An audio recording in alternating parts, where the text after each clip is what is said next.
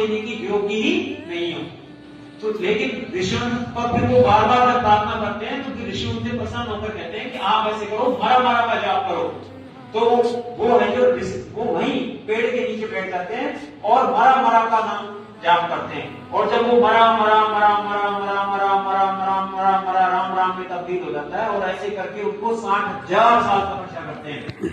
और जब 60,000 साल तपस्या करते हैं तो उनकी जो पूरे शरीर में दीमक लग जाती है और पूरा शरीर दीमकों से, दीमक जब लगती है तो आपको पता है ना, वो मिट्टी मिट्टी सी छा जाती है। तो ऐसे पूरे शरीर जो है मिट्टी का घर बन जाता है, इसलिए उनका नाम पड़ गया वाल्मीकि। वाल्मीकि नहीं होता है दीमक और वाल्मीकि नहीं होता है दीमकों का घर, अर्थात दीमकों का घर, तो वाल्मीकि। तो इसका तो ऐसे फिर तुलसीदास जी ने रामायण में उनका वर्णन किया कि उल्टा नाम जपत जग जाना, वाल्मीकि भये ब्रह्म समान। तो उल्टा नाम जपने मात्र से ही वाल्मीकि जी क्या बन गए थे?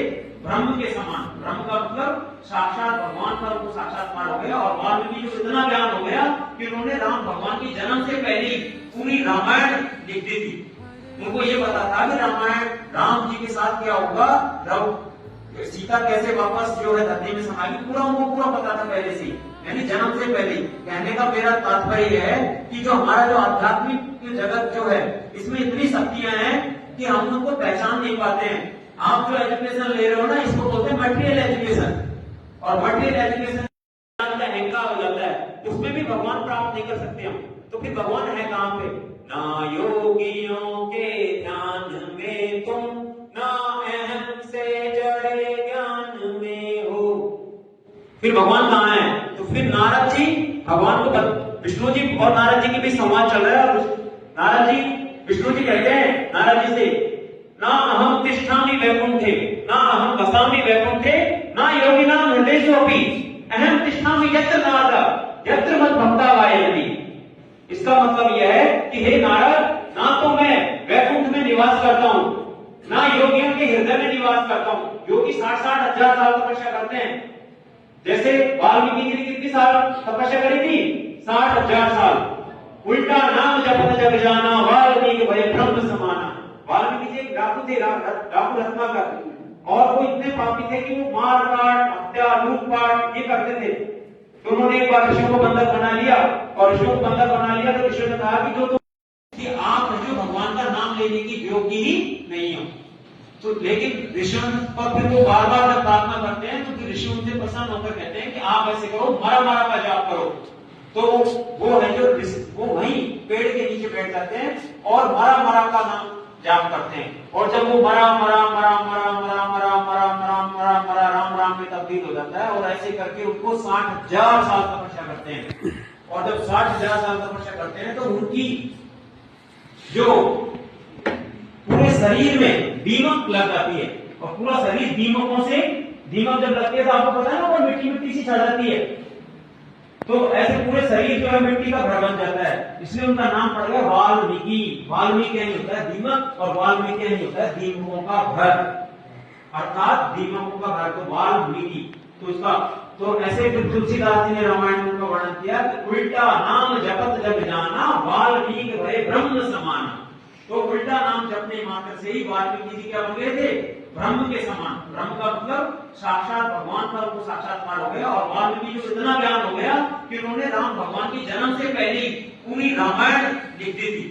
उनको ये पता था कि रामायण राम जी के साथ क्या होगा, सीता कैसे वापस जो है धरती में समाएगी, पूरा उनको पूरा पता था पहले से, यानी जन्म से पहले। कहने का मेरा तात्पर्य है कि जो हमारा जो आध्यात्मिक जगत जो है इसमें इतनी शक्तियां हैं कि हम उनको पहचान नहीं पाते हैं। आप जो एजुकेशन ले रहे हो ना, इसको बोलते हैं मटेरियल एजुकेशन। और मटेरियल एजुकेशन युद्ध था, इसको भगवत गीता के माध्यम से भगवान ने अर्जुन को जो संदेश दिया और फिर उसको समझाया, तो भगवान अर्जुन से कहते हैं कि हे अर्जुन, तुम ज्ञानी और विद्वान तो इतने बन रहे हो कि गतासुन नानु शोचन्ति पंडिता, कि तुम पंडित पूर्ण वाक्य कर रहे हो, पंडित की तरह बात कर रहे हो, लेकिन तुम्हें बिल्कुल भी ज्ञान नहीं है। फिर भगवान गीता में बता रहे हैं कि विद्या विनय से संपन्न व्यक्ति को कैसा होना चाहिए। जैसे we are taking education and how to be react to others, हमें कैसा दूसरों के साथ व्यवहार करना चाहिए, क्या है। तो विद्या विनय से संपन्न संपन्न व्यक्ति के लिए भगवान कृष्ण गीता में बता रहे विद्या विनय संपन्न ब्राह्मणे कवि स्तनी सुनिचय सुखापीचय पंडिता समदर्शिन है। इसका अर्थ यह होता है कि जो व्यक्ति विद्या और विनय से संपन्न होगा, जो हाईली एजुकेटेड होगा, हाईली लर्नेड होगा, जो सभी प्रकार की एजुकेशन से सरोकार होगा, जिसके अंदर नॉलेज होगी, वो कैसा होगा? विद्या विनय संपन्न। वो जो विद्या विनय से जो संपन्न होगा वो कैसा होगा? विद्या विनय संपन्न ब्राह्मणे कवि स्तनी सुनिचय सुखापीचय पंडिता समदर्शिन है। तो वो व्यक्ति क्या होगा? ज्ञानी होगा। ज्ञानी कैसा होगा?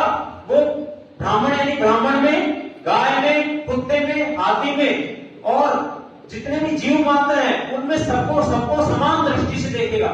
यानी अगर आप एजुकेशन ले रहे हो और एजुकेशन लेने के बाद में अगर आप में यह विकास नहीं हो पाया कि आप सबको समान दृष्टि से नहीं देख पा रहे हो, तो आपका पढ़ाई करना व्यर्थ है। गीता ये शिक्षा देती है। फिर दूसरी बात, एक क्वेश्चन ये आता है कि कई लोग कहते हैं कि भक्ति करो भगवान ये है, भगवान वो कर देंगे। तो पूछते हैं कि भगवान कभी किसी ने देखा है क्या, कि भगवान है या नहीं है? तो एक कवि की एक कविता मैं आपको सुना रहा हूं, उसमें वो बताते हैं कि भगवान कहां पे निवास करते हैं।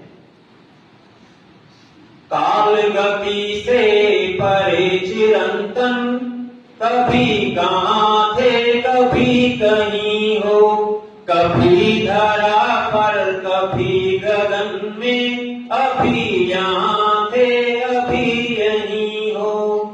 काल गति से परे चिरंतन, कभी कहां थे कभी कहीं हो, कभी धरा पर कभी गगन में, अभी यहाँ थे अभी यहीं हो।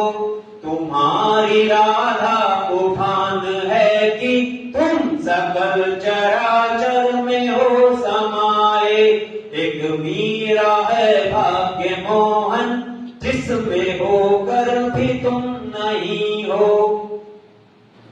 यहां तक भगवान कह रहे हैं इसमें भी नहीं हो तुम, ना मेरे काल गति से परे चिरंतन, कि तुम काल गति से, काल की जो गति है उससे भी परे हो। तो मैं आपको वापिस वही ले चलता हूँ। मैं जो आपको बता रहा हूँ, नारद जी और विष्णु जी का जो संवाद हो रहा था उसमें मैं लेके चलता हूँ।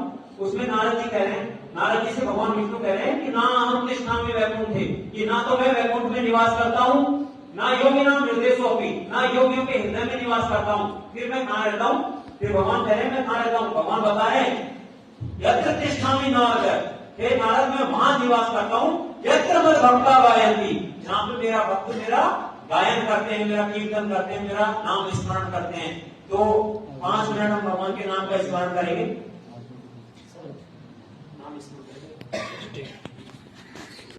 प्रारब्ध पहले रचा फिर रचा शरीर, जो तुलसी चिंता क्यों करे बदले से लोगी। तो और जो पूरी डेस्टिनी है वो पहले से डिस्क्राइब्ड है। किसी को टीचर बनना है, किसी को इंजीनियर बनना है, किसी को डॉक्टर बनना है, किसी को प्रीचर बनना है, किसी को, देखिए डॉक्टर, इंजीनियर, टीचर सब बनना चाहते हैं, लेकिन इंसान कोई बनना नहीं चाहता। और जो इंसान बनेगा वो सब बन सकता है आसानी से। आजकल का फैशन क्या चल रहा है? कलयुग है। कलयुग में लोग क्या है, हिपोक्रेसी